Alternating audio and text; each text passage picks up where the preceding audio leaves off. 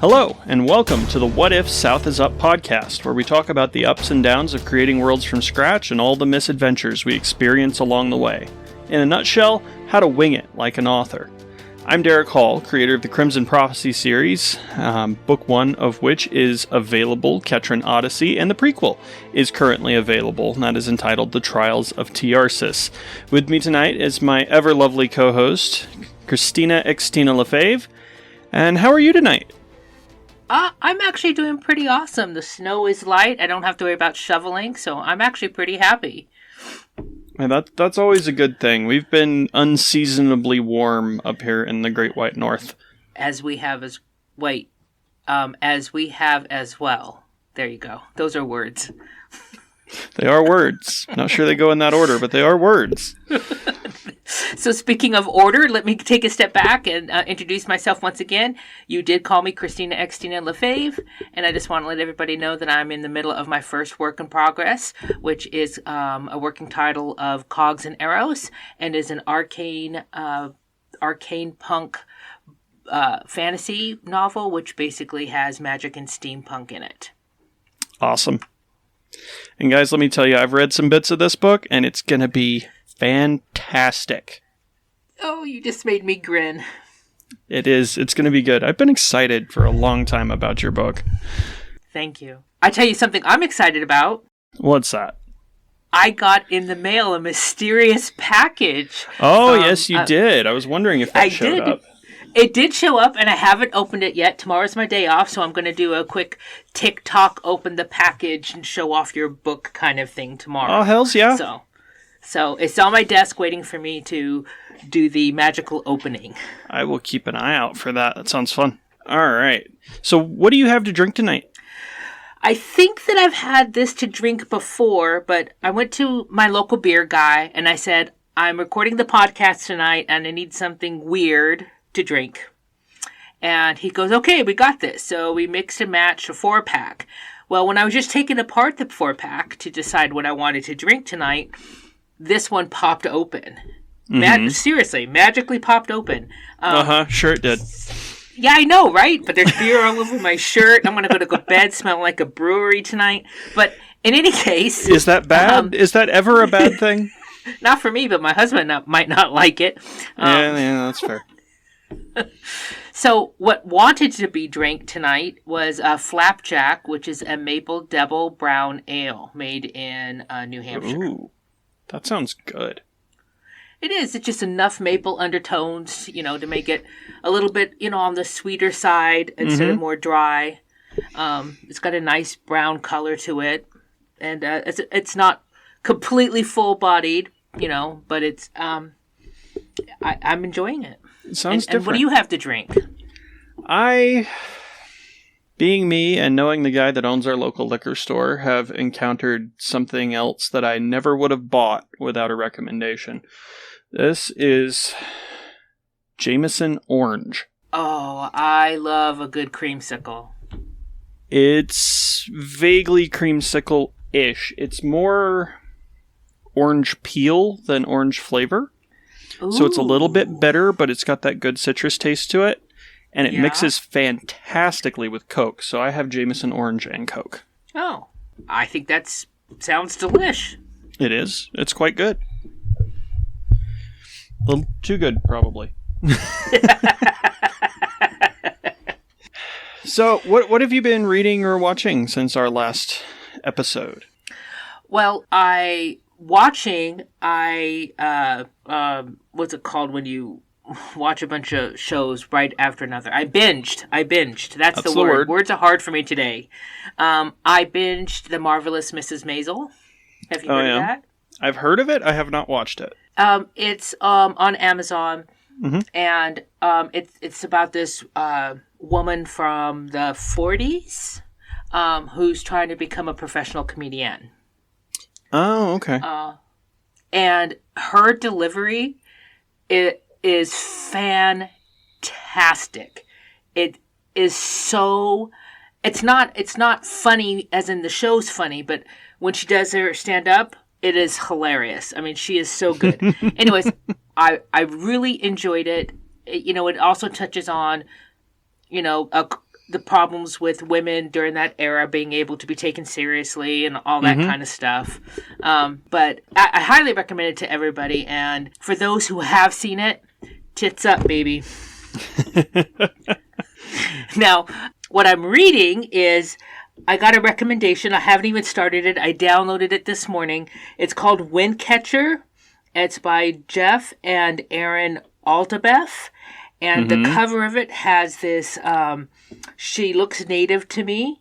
So this is a YA novel. And she's standing in the desert. I could see the cliffs off in the background. And she is holding a magical electric sword.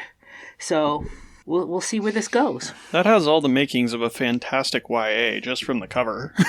Exactly. But I didn't buy it for the cover. I think it was recommended, and then I accidentally pushed buy when I didn't mean. I meant to put it in my cart, but I bought it, so now I have to read it. So all these accidents lately, the universe is against me. Xtina, are you accident prone this week? No. So what do you got on the radar TV/book dar? I finally finished To Sleep in a Sea of Stars. Oh, finally! Good job. It only took me 3 months. I finally finished it. Oh. The ending was not at all what I expected, and I'm not going to spoil anything for anyone who hasn't read it and wants to. I feel like it definitely drug on a little bit too long, but knowing that it is in production to be a movie in the next couple of years, the ending is going to be amazing. Oh. It has all the makings of a big blockbuster movie. Assuming you cut the right parts and keep the right parts and do it right. Have the right director. Yes, you're going to need a good director.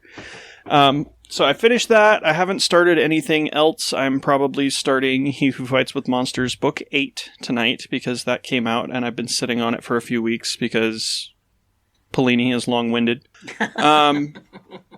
Other than that, I watched an interesting movie the other night that I think would be appropriate to mention for anyone who is interested in the pathology of storytelling, which I know that sounds really weird. That's my term. So if it makes no sense, you can blame me. Basically, it is a recent film. I think it came out in November. It's not even on DVD yet. You can rent it, basically. It's entitled The Fabelmans, and it is a fictionalized, semi-autobiographical version of Steven Spielberg's childhood and growing up in the 60s and getting into filmmaking. That's interesting. Directed by him. Oh. Yeah. So it's not the truth. He basically made a fictionalized biopic, names changed to protect the innocent or whatever. Basically, but yeah, it was really good. Like, that aside, it was just a fantastic film and a very interesting look in my mind at the creative storytelling process, which I think applies to us as much as it does to movies and TV and film. And I revisited an old favorite, a really old favorite. I think this movie's from 93. 12 Monkeys with Bruce Willis and Brad Pitt. You know, I never saw that one either. Oh, that's a good one. That's a good one. I know they made like a miniseries or a show or something a few years ago and redid it, but I never saw that. I like the original. It's going to be a running joke with the amount of movies I haven't seen, especially given how old I am. You would think I would have seen a lot of these. Not everybody's a movie buff. Oh, but I am. But there was like a 20-year stretch where I was a single mom and I had no money and no TV. So yeah, that'll put a dent in the viewing options. It's a post-apocalyptic, dystopian, time travel, fantasy, pandemic thing that I really enjoy. I don't know if fantasy's the right word. Maybe sci-fi would be a better. But it actually holds up really well for being a low-budget, early 90s apocalypse movie. Our next piece, Darlings Dead or Alive. Do you have a darling? I have a darling. And this one is in a chapter that was deleted. Oh, so it's dead. It's dead. It's a dead darling. and it goes R.I.P. thus. Oh, R.I.P. Rip, yes. Yeah, oh my god, I'm having so many problems with words today. Okay. We're writers, not talkers. Here it is.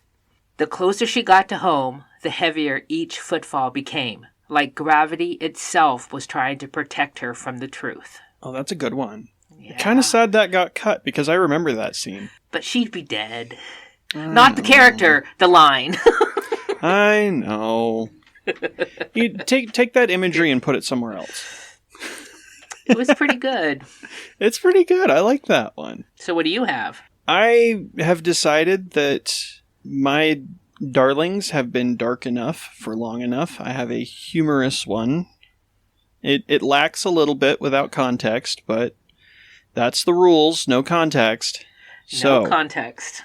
My darling. Oh, good. You rescued the damsel. I wondered if we would get to that. Yes. Out of context, it's not that funny. Knowing the context, that line is great. Oh, no. Everybody who's read it loves that line. They love that scene. They think it's perfect. So I'm not messing with it. Yeah, I wouldn't. I read it and I heard it and it does well. Especially with who it's coming from and everything going on around it. Yep. Next up is the main event. Coming to a parking lot near you. Our game of What If.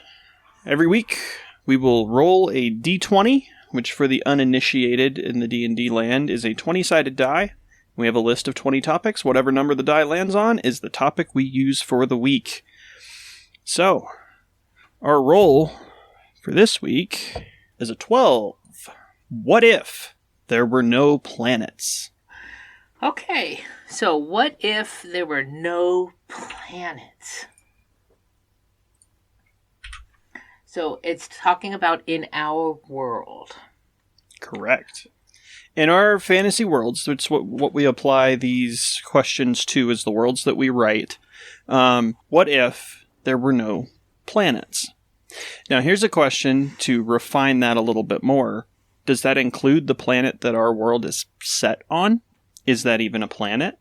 So I think, what I'm thinking is that in your world, they haven't defined planets, perhaps, as planets. Correct. My world is a little bit more advanced technologically.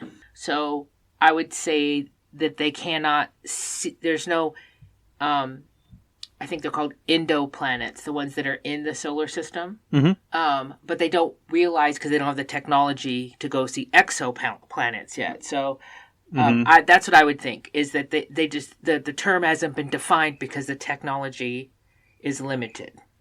Does that make sense? Okay. That does make sense. I would say in my world, let's just pretend that the technology is advanced enough that they know that the planet is a sphere. Okay? Mm-hmm. If Copernicus, if those old guys knew that the planet was a sphere, then my people would know that it's a sphere. Okay? So, but let's just pretend like they look through the telescopes and they can't see anything around them. So that would mean there would be nothing like astrology, right?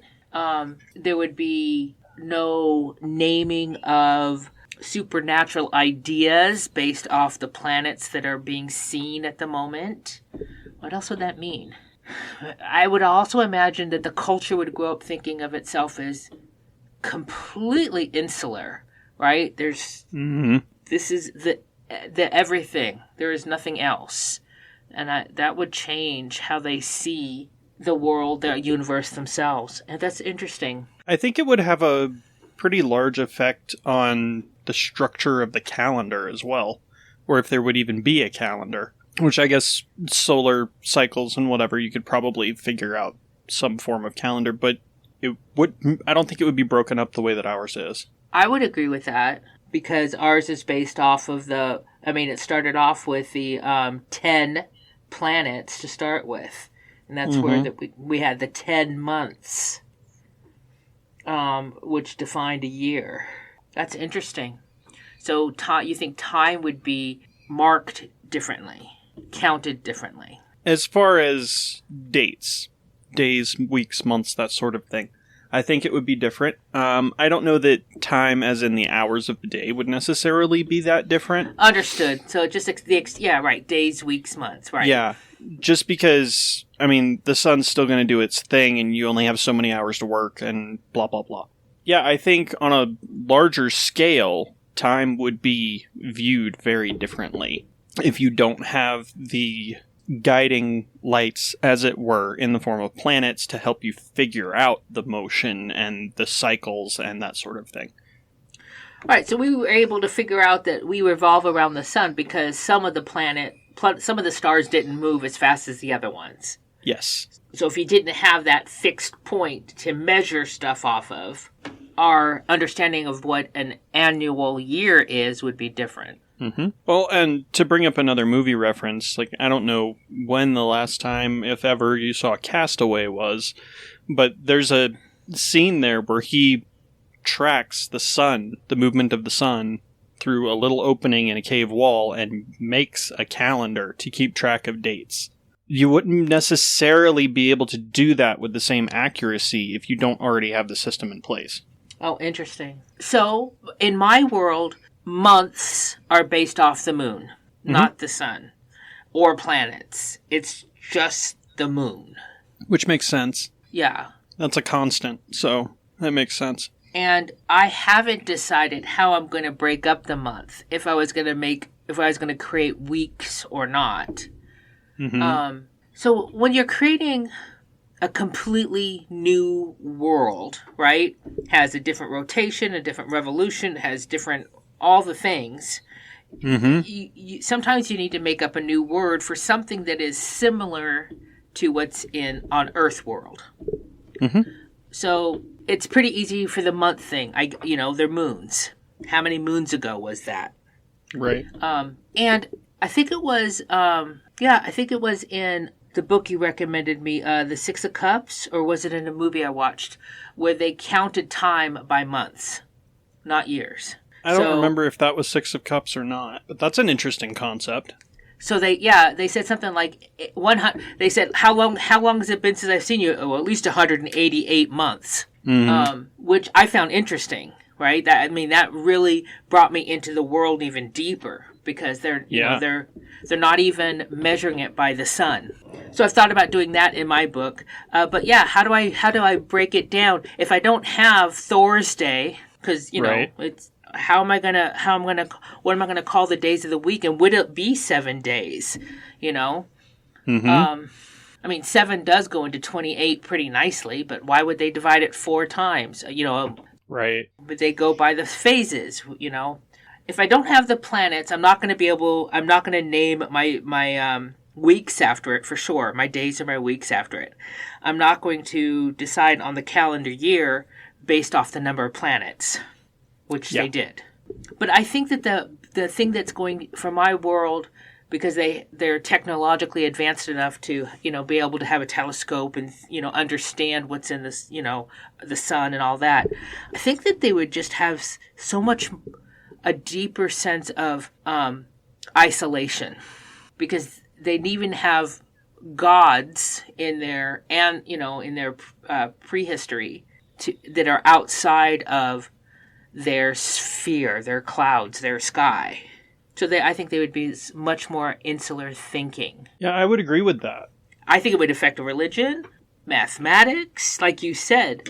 Even be able to mark how the how the planet moves around the sun, and would they even consider what they're on as a planet? So, I don't know. How would it affect your world? So, a little bit of inside baseball. In creating my world, I am treating it as though it were a translation of some sort of ancient text. I use feet and inches and days, weeks, months, years, but I don't define any of them. It's an assumed constant. Yep. So everyone reading knows what a week is. Yes. In our world, in our understanding, a week is 7 days. So in writing my world, I avoided the problem of having to name my months and figure out what year it is, and, you know, in the year 3434 of the Second Age and all of that Tolkien crap. I'm not doing that.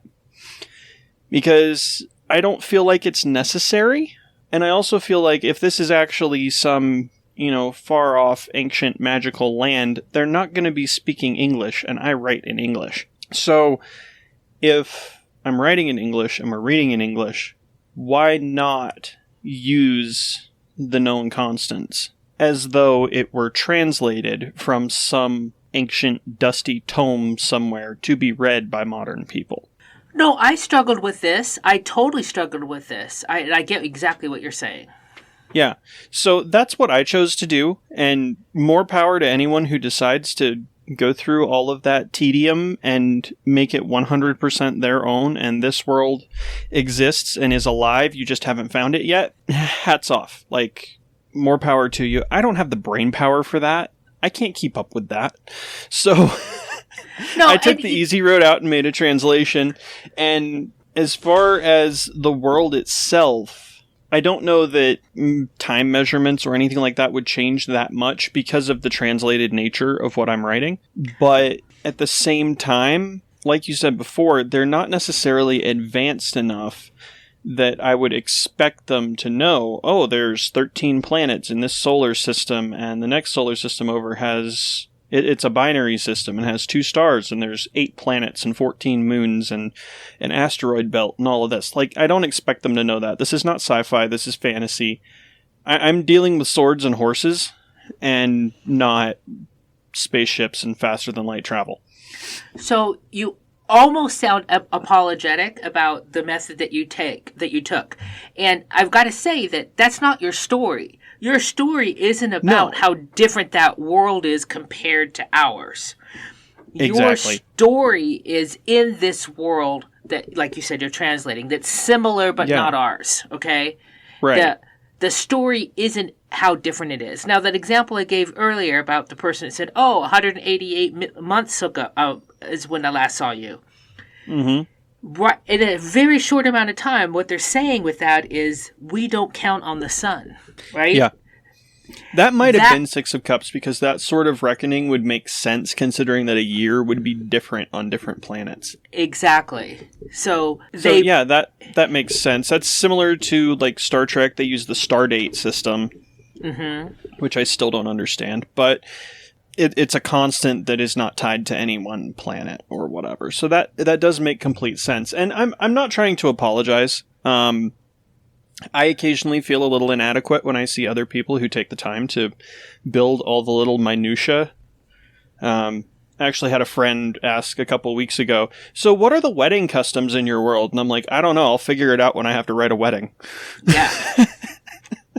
I'm like, oh, well, I do all of that before I write the first word. And I'm just like, good for you. Good for you. I can't do that. I don't know what a lot of things are, but I know what a lot of things can't be, if that makes sense. That makes perfect sense. And I'm very much the same way. So if this is my book, if it's a civilization or culture built around never having been colonized by European influences, they absolutely cannot name their days after Greek gods. Or is it Roman gods? No, absolutely not. That would, even though it's a translation, it would take you totally out of the world. And that's where my struggle is when I'm trying to name things. I don't want to create a Fallujah bug, as a new word for a sword. That's not what I'm looking for. Right. I'm looking for words that are not going to take you away from the world, like that 188 months. Yeah. I mean, a sword is a sword is a sword. It doesn't matter what you call it. Yes. Like, yes, there are more descriptive terms for the type of sword. Maybe it's a saber. Maybe it's a falchion. Maybe it's a broadsword, a claymore, like whatever. There's levels of detail, but a sword is a sword. Long, pointy, metal, sharp thing. That is a sword. Agreed. But when it comes to telling time, though, that's trickier because people expect one thing, and then when you start making up random words and what I see a lot of authors do is just assume that people will figure it out. It can get really confusing really fast. One trick that I've seen some people do with this is they use a word that's similar sounding, right, to an American English or Earth English word. Right. As a way to trick the reader. Not that they're trying to trick the reader. We don't want to do that to our readers. They're not stupid. They're not dumb. We're not trying to trick them, right? We're just trying to keep people in our world. So, for instance, I use, instead of miles or kilometers, I use zectors, which is close to the word hectare, which is also a measurement of, a unit of measurement. But it's also a word that's closer related to a Mayan word that they used for measurement. So it's kind of a put it together. Conflagration? No, that's a fire. Conflag. You know what I'm saying. Combination? I'll go there, okay? Mixture. It's a mixture of those two words together, to try to give it, a feeling of both worlds without trying to confuse them. I don't think anyone sets out to confuse their readers. I just think as authors, a lot of times we get so close to a world and understand everything so deeply that we miss things that other people wouldn't understand or would find confusing or that sort of thing. And I had this problem going into a sequel. I've never written a sequel. I've read a ton of them. I've never written one. Yeah. And I already have the first book in my head. I've read it so many times, I practically have it memorized. And going into writing the next book, I'm just hammering away and telling my story and not realizing, it might have been 6, 8 months, a year, 2 years since somebody read the first book. I might want to explain what the hell that thing is. I think you instead have of just expecting them to know. But it's all in my head, and it all blends together. So, when you're reading, what frustrates you more? Does it frustrate you more to see a sentence or a word and have to figure out what it means by context? Or when a writer over-explains something like you're an idiot? Over-explaining, for sure, 100%. I would agree with that. Over-explaining, absolutely. Unless you're talking about fictional made-up terms. I am talking about fictional made-up terms. So if you With can't... fictional made-up terms, if you can't figure it out from context, you're doing something wrong. Absolutely. Like, I did a critique on a piece a while ago that had a sort of an alt-Earth real-world setting, and one of the things that I and several other people who were doing the critique kept coming back to is we're getting lost in all of these terms. There was a little bit of context that needed adjusting to help understand some of those and place them in the world rather than just being... Which these words were not keyboard puke, but in a lot of fantasy settings, that's kind of what names and made-up terms start to feel like. Yep. And I struggle with that as well. So, it's not a hard thing to do, you just have to be conscious of it. And when you're so close to a project, it's easy to overlook something like that. Which is why we need our content developers and our story editors, development editors, all those other people, our beta readers. That's why we need those people. Yeah, exactly. You can't write a book in a bubble and expect it to be good. No, I would totally agree with that. I know a lot of people who think that writing is this solitary thing and you're holed up in a penthouse somewhere with a carton of cigarettes and a bottle of scotch, and that's just not what it is. If you do that, you're going to end up with something that's bland and only relatable to the person who wrote it. Oh, but it is such a lonely pursuit because if you have to write enough to give people a sense of what's happening and going on for them to be able to give you feedback. So there's thousands and thousands of words you have to write in the dark. You know what I mean? You have to write by yourself, and you know that's where it gets lonely for me. Is like, Can't there be just a little tiny gremlin on my shoulder yelling at me, saying, that's a good sentence, or that sentence sucks, No, you don't get that as you're writing. What are you doing? Exactly. No, I get that. No, not more vodka. Put the bottle down. Stop. So, going back to the original question of what if there were no planets? So, I want to take a moment and pay homage to some of the Native American cultures that I'm aware of, where their sense of spirituality was always earth-based. They didn't look to the skies. They didn't look to the planets for answers. Right. Okay? They would look to the animals, to the seasons, to what's happening on Earth. So I might amend my answer from earlier and say that in my world, it might not make a big, huge difference, except for the fact that technology is evolving and they have telescopes now and they can look out and they can see other stars. Yes. And that is completely valid. Yeah.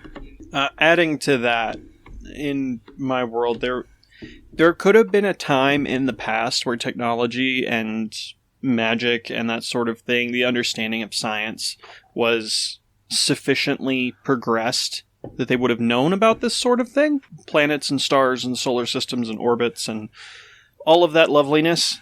But as the world stands now, in the time frame in which I'm telling these stories, that is not the case. Yeah.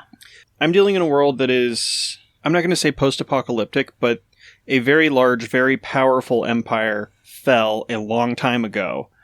And this story that I'm telling is springing up out of the ruins of that, thousands of years later. So, just because, as an example, just because the Greeks or the Romans knew something doesn't mean that we automatically know it anymore, if that makes sense. It does. I'm going to ask Google a quick question. To the Google! Yes. Is this going to be a segment now? Yes, to the Googles! And Google says, I asked, would Earth's orbit be different if there were no planets? Because if Earth's orbit around the sun is different, then our seasons would be different. If it's too different, there's not going to be an us at all. Well, this is interesting. In this way, it says if all the other planets disappeared, more and more asteroids would collide with Earth. That makes sense. If asteroids were commonplace, okay, if meteorites were commonplace, how would that affect culture or growth or spirituality, religion, whatever? Oof. If it wasn't a rare event to see a meteor break up in our atmosphere and meteorites hit Earth's surface, I think a lot of the wonder would fall out of it. There would be no wonder about it, right? It would just be like, oh, hey, another sky rock, cool. I think metallurgy would be further advanced. I totally believe that. Absolutely. And we would see more elements and we would see different metals than we've ever seen before. Yes, 100%. You would see different metals, different alloys of metals, that sort of thing. I think people wouldn't be surprised by it. It wouldn't be an event. It wouldn't be something to go viral like it is currently. And I think a lot of day-to-day life would be the same, but more measures would be taken to protect from something like that, depending on how common it was in that particular region. So if you had meteors or asteroids or whatever landing in your neighborhood, a couple of times a month, whatever you decide to call that month, you'd probably be living close up to a cliff or under a shelf of rock or in a cave or something like that, just to make sure that there was something over your head. Right, and architecture would have developed so that we didn't have wood roofs. Oh, right? Yeah, for sure. You're going to need more than a few slabs of rock to build a roof and stop a meteor, too. But I think, roofs would get a lot stronger, thicker, heavier, a lot less flammable building materials would be used, a lot more stone, clay, adobe, that sort of thing, and a lot less timber would be used in construction. I think you'd see more moats and canals and more readily available water, just in case, and things like that. Interesting. And livestock's a whole nother angle to put on that. What do you do with your cows when they could get bonked in the head at any moment? Right? I mean, this would be one way to tell. I guess you wouldn't still be able to tell where you are around the sun. I don't know if meteors, there's more asteroids from one direction than another around the sun. I am not an astronomer, so I couldn't answer that. I can't answer. I don't know if it's a super highway where is there two parallel roads and everyone goes down the same road, or yeah, I wouldn't know. I don't know. But that's just another facet of world building that you have to think about. If you're going to have a situation like that, you have to think it through.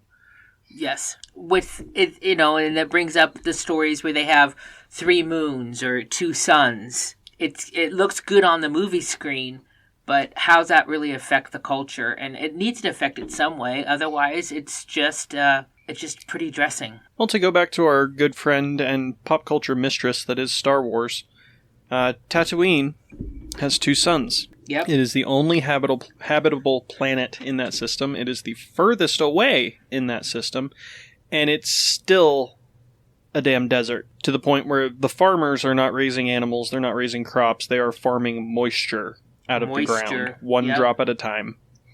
So I'd say he thought that one through pretty well. I would say that was thought through. Yeah, I'd agree. Because it did bother me, for a while to know, how can you have a whole desert planet? But when you put it in that context, it totally makes sense. That book that I just finished reading, To Sleep in a Sea of Stars, by Christopher Paolini, is a sci-fi, and they visit a planet in that story that's outside of our solar system, but they visit a planet that is axis locked, meaning that it doesn't rotate and one side always faces the sun and one side always faces away. Okay, yeah. So you pretty much only have that band in the middle of eternal dusk where people can live without burning up or freezing. That's interesting. And he actually did a really good job of setting it up and explaining it and building a plausible situation to where just that narrow little strip between night and day, there were cities and settlements and ruins and all of this stuff, but it was just there. It was nowhere else. Which I found really interesting and unexpected, because I had never thought about a situation like that, but it makes sense that it could happen. Absolutely. And this reminds me of a TikTok I saw of somebody was sharing a video they found of a flat earther. Oh, boy. And he's holding up a globe. And if you can picture somebody holding a globe, there is a pin in the top that goes through the Arctic and one in the Antarctic, right? And it's at a tilt, and it's held together by this piece of metal, like a little C-shaped piece of metal, right? So that they can put it on a stand so they can show how the Earth spins. Okay? Yep. And, sorry. The guy was sitting there going, now, if we're a globe, and the sun is right here, and it's going around the Earth. Oh, boy. How's it going to get past this piece right here? How's it going to get past the axis? Oh. Not to badmouth anybody, but if you believe that, you are sorely misinformed, and dumb is as dumb does. A, the sun does not travel around the Earth. Oh, I know. B, there's not a piece of metal hanging off the edge of the Earth. Well, there might be if Musk has his way, but... Oh, Lord. Oh, my gosh. So, in any case, what Paolini wrote is much more believable.